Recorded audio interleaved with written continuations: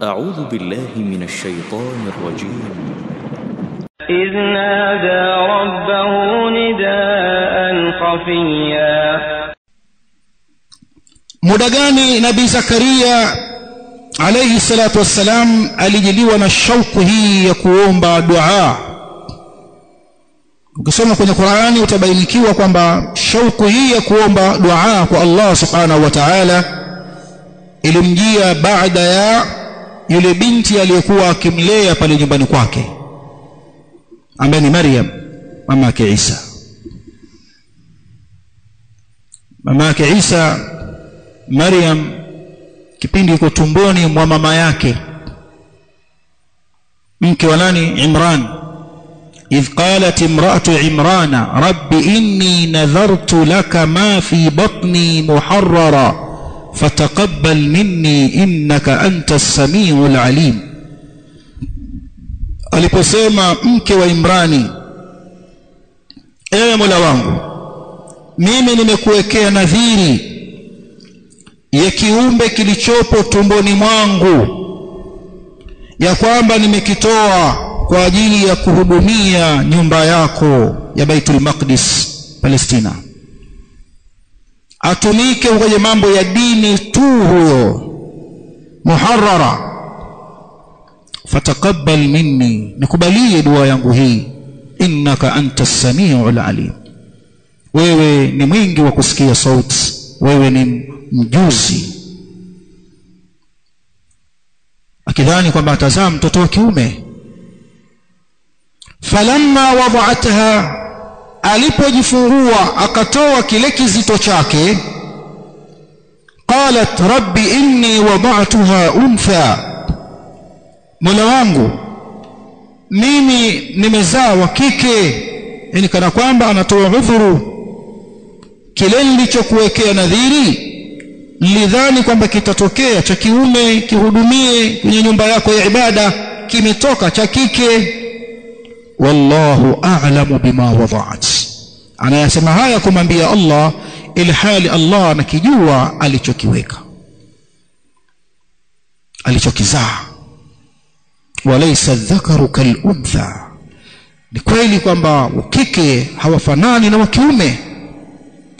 Wa inni samaituha Maryam, na mimi hiki nilichokitoa tumboni mwangu, mtoto huyu wa kike nimempa jina la Maryam, anaitwa Maryam.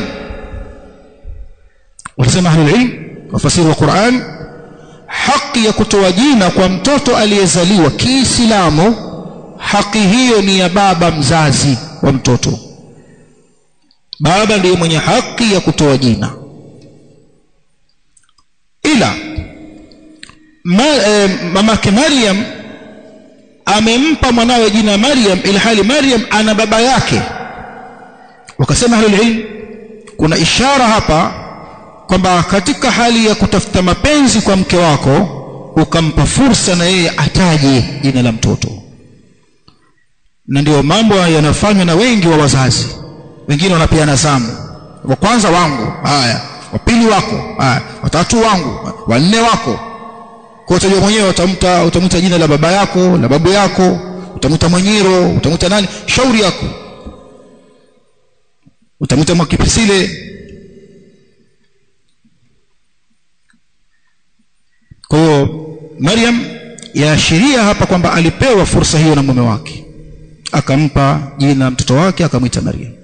Wa inni samaituha Maryam wa inni u'idhuha bika wa dhurriyyataha minash shaitanir rajim, mimi namkinga huyu mwanangu huyu nilimzaa kwako, na nawakinga watoto wake atakaokuja kuwazaa, na wakinga kwako. Nihifadhie mwanangu na kizazi chake kutokamana na shaitani aliyewekwa mbali na rahma, asiwapate hawa. Dua hiyo ya mke wa Imran alipomzaa Maryam. Nimeanza aya za huko ili muelewe itakavyokwenda hizi aya mtiririko wake. Allah anasema fataqabbalaha rabbuha biqabulin hasanin wa ambataha nabatan hasana. Allah akampokea Maryam aliyewekwa nadhiri na mama yake, huyu namtoa wakfu atumike kwenye mambo ya dini.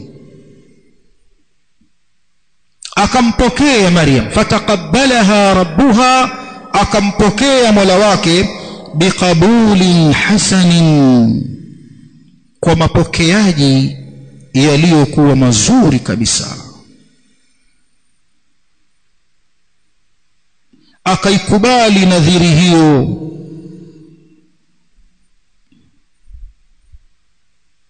Wa ambataha nabatan hasana, na akamlea Mola wake malezi mazuri kabisa, na akamhifadhi kama alivyoomba mama yake, akamhifadhi kutokamana na mabaya yote.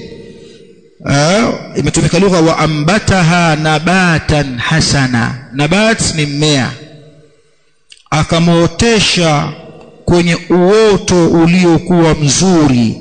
Yani akamfananisha Maryam kuwa ni sawa na mmea uliowekwa kwenye ardhi nzuri. Mmea ukiwa kwenye ardhi nzuri, mnafahamu habari zake, hutarajiwa matunda yake mazuri. Ndivyo alivyotarajiwa Maryam. Wakafalaha Zakaria, jukumu la ulezi wa Maryam akabebeshwa Zakaria.